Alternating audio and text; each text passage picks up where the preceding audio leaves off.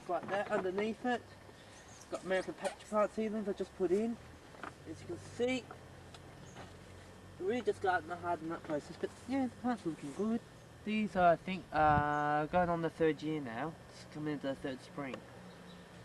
So I should start hopefully getting some mature pictures off them this year.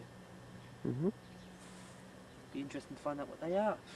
What else you got in there? I've got 16 pots in here so far. You'll have to come down and have a look. I've got some purpureas. By the looks of it, like this fella here, it's a purpurea of some sort. It's very obvious from the structure. Starting to start some nice pictures. So this is the 3rd season? Yeah, I think so. This is that Meadow View stuff that I got a few years back. So these ones you germinated in '99? Yeah. 2 years old then. Yep. Look at that one there. Nice colour in them already. So yeah, it's going to be interesting to see what they come out like. What about, you got some, another cape in there, isn't it? Oh, these are my miniature landscapes. Oh, okay. New concept idea. How to put multiple plants in one tray. A few rocks, a bit of bladderwort, Alice sundews. Put the moss in there to make it established, spread out. Well, you got some Alice sundews over here, haven't you? Yeah, yeah. You want to show me those? Yeah, sure. That's basically a little landscape for people that like to have something on the middle of their lounge table, something like that, something for a topic point. Spoon leaf and Alice sundews. Oh, Alice sundews, where's all that? Oh yeah, they look quite nice. I'll just go in for a close up. Can you move that label? Oh yeah, yeah, I see all that. And the fork leaf sundew just for a bonus. Oh right, okay. Just there. See it there? Oh, and right. Right. Oh yeah. Yeah, and what the hell is that? Oh, another fork leaf sundew. Okay, what's in this other one here? These are spoon leaves in here. Oh right, that's all right. You got a good pot of spoon leaves over in the distance, didn't you? Oh yeah, these are your seedling ones. Yep. Oh yeah. Very good to ease these grey actually. The spoon leaves are faster to germinate than even the cake just Oh, about. and you got things. Some Pygmy sundews, the hybrids, the Nichidla, Shining Truss at Erickson. Okay. So we go and have a look at that big pot of spoon leaves. Let's just film the setup you got over here. It's oh yeah, I can see it. Oh wow, yeah. Look at those. Yeah, these are the ones that we filmed last month, isn't it? Yes. Jeez, yeah, they come on running fantastically. Very fast growing. They'll probably start going a bit towards late summer because they don't really like the higher temperatures. You have to start putting them into the shade. Oh, nice colour on them though. Yeah, these ones have just been taken out of the hardening area, so you can see the slight difference in them. Don't know how the other sundew got in there. Cape sundew, I think. No, it's not. Any guesses, Richard? Oh, probably one of those Botswana things, whatever. It's not Botswana, probably Delciniana then. Not Delciniana, this Alice. Is more Alice, is it? Ah, it's Alice. Yeah, Alice sundews. Oh, yeah. They're just starting to pick up. You got some bananas over there. Yeah. Giant fork leaves all them, except for this fella here, that's a small red dichotomer. Right. Oh wow, look at this capensis you got here. Wide leaf cake with a single albia form in there. Geez, that's enormous. There's a lot of them in there. I need to put the buggers up actually. Yeah, I've put my hand next there, you can see the size of them. Another good one there, it's Richard over here. There's another wide leaf picnic tray there. Yeah. Interesting thing I find about most of the cake sundews, except for all reds, most of them seem to pretty well keep true to their breed. White form will, when you get white, the seed off the albia, most of the 99% of that seed will be albia. They don't cross-pollinate. This was an utter disappointment. I did not get a single jemmy off this year. Well, oh, that's your Nivea thing, isn't it? Never got a single seed off it. Getting some nice flowers off it though. Oh, what about the pink flowers you got here, or semi-pink? Semi. Got 5 jemmy there off that fella. That comes over.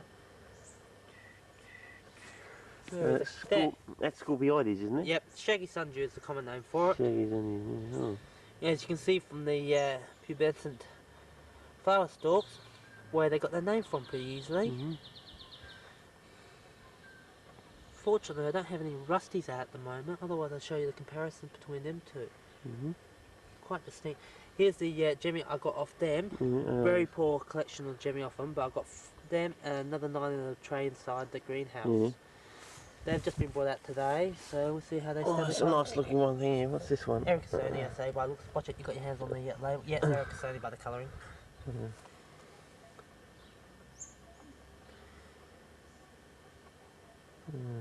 in there. Oh, yes. I like them, they're one of my favourite plants. Yeah. There's the old tray of them, Richard. You can start seeing them a lot more mature. Oh, okay. Here? Yeah, that's the original tray. Oh, Remember yeah. that one? Yeah. It's been stepped on by a dog since the last time and everything else, but the plants still keep growing.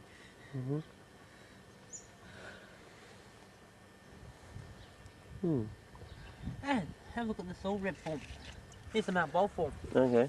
Now that one of it, have a look at it. It's showing its distinct colouring. Yeah, camera won't pick it up though. Let's go for closer. Particularly the red pedicels, which is not the norm for a pygmaea. Okay. Oh yeah, nearly there. Yeah, just go. Yeah, camera won't pick up that nice red though. No, unfortunately. But it's quite distinct. And if you look, Richard, this is the Humptyback form. Have a look. It's starting to throw out two lateral buds there from the steeple bud. So I'd say this is going to turn into a multi-header. Oh.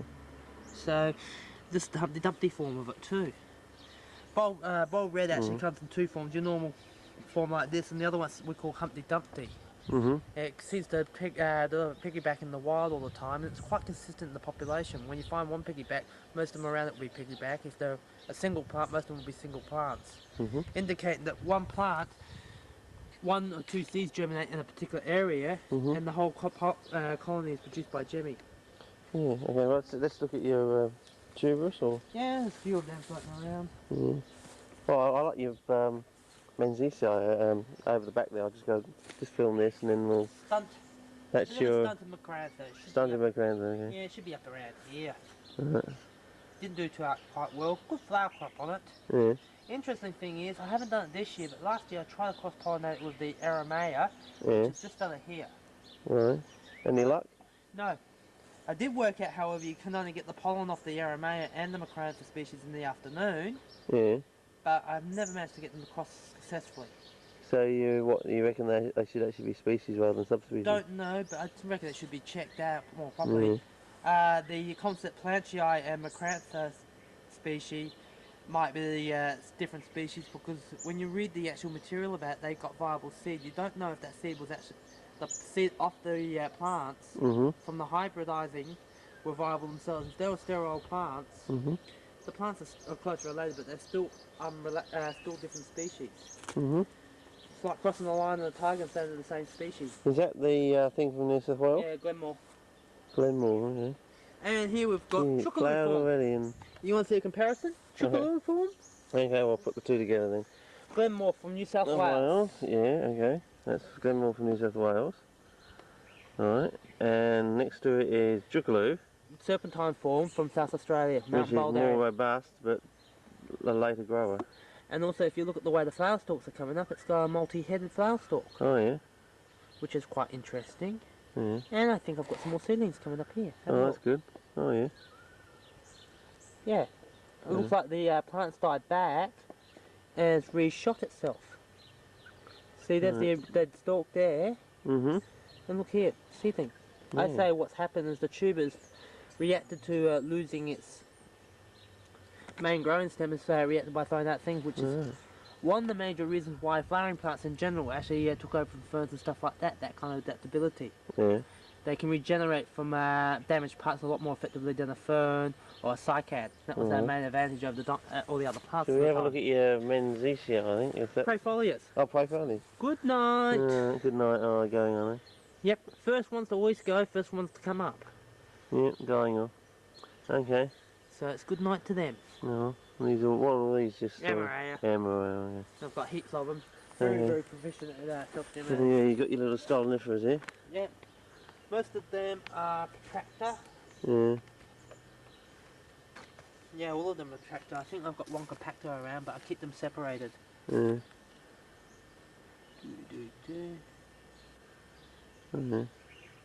Yeah, they're all protractors. Yep. Interesting about the Stoloniferas is that they're all very distinct growing habits of all different species. You can always pick them out. Yeah. I mean, if you, for example, Sternolithia, subspecies Sternolithia. Yeah, hold that up to the camera. Oh yeah. Yeah. I've got a compactor as well, so I'll just see if I can find that offhand. Right, I'll get some more of these things down here. I'll film those. Yep, these are Sternolithia. In the background, just for something slightly different, Yeah. is Modesta. Alright. And it's flowering!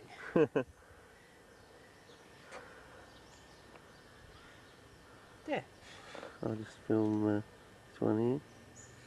Got a nice coloration on it. So Sternolithia subspecies Sternolithia. that almost looks natural, that colour there. Ramasolia. Yeah. And I think, I'd say that looks like a pollinated seed pod. Oh, good. Have a look at that. Bonus.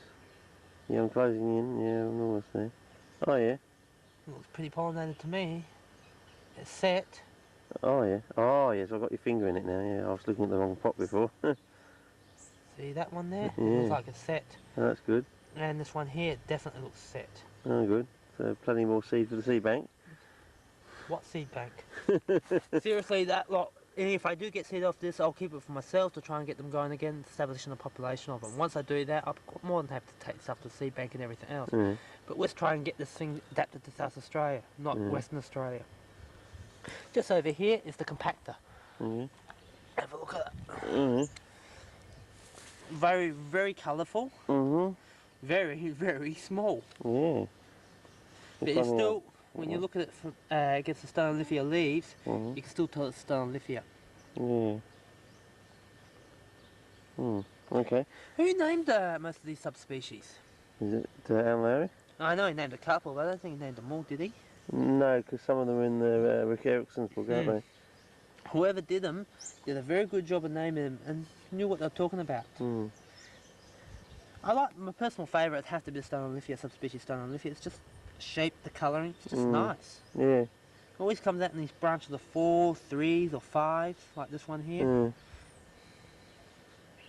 With a central flower column. Nice flowers on them. Yep. Well, unfortunately, always white though. Yeah, I have got pink flowering Ramasolia. If we could have pink and blue, that'd be nice. You go and engineer them yourself, my friend. Pink, blue, and yellow. I think that would be nice. Anyway, let's look at these Menzies. Well, if you can go and get the genes out of the roses, I suppose you can jam them in. Oh, I'm going to miss these flowering by one day, am I? Oh, God. Oh, look how big some of these buggers are, really. I let them collapse because that seems to be their natural growth cycle. I am a tendency to do what they do naturally, but if you really want to know the height of some of these plants... there's another one over here flowering. Where is it? Yeah, just separate one here. I'll be open tomorrow and we come down on a Thursday. Richard. Yeah? That's how long this plant is. So how long? Oh, yeah, I see. There's the pots in. It's actually hanging over here. All right. It's about 37 minutes long. All right.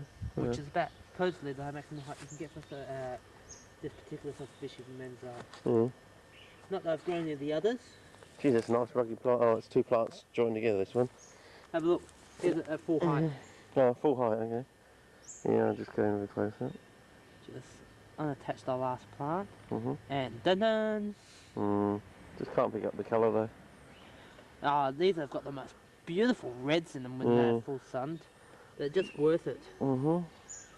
They grow. I mean, these are plants that love full sun. I mean, how many plants do you know? Unusual rule: the bigger you want the plant, less light you give it. Menzies, if you want a big plant with colour, chuck them in sun. Full sun. If you're in North America, I'd recommend to hit a greenhouse. Actually, try and keep the plants above 0 degrees at night. And get the temperatures up to say 20 degrees in the daytime. Say once a week or something like that, and you'll have very good plants, but lots of light. Yep. And for seedlings, keep the temperatures over the 30s? Depends. About 32, 30? I don't know much about Menzies. With Peltard and Auriculata, I'd be inclined to say that. But I have never successfully germinated Menzies seeds, so I can't make a comment on that. Oh, but we can go look at your Plantonia seed in the greenhouse in a minute. Yeah. Might as well do that now. What's this one? Here's another Glenmore. Oh, yeah. Oh, yeah. Glenmores always classically grow big. Yeah, they certainly do. But not as chunky as the Jubilee form, though. No, and some of the South Australian forms. But then again, I find a lot of South Australian plants are a lot more robust because of our climate. Here we are, that's another compactor. Oh, yeah. With the classic Sternolithia flowers. Mm. Big plant. Yeah. Oh. This is a true monstrosity, not... Oh, let's go and have a look at this greenhouse of yours. Oh, still there. Yeah, and that's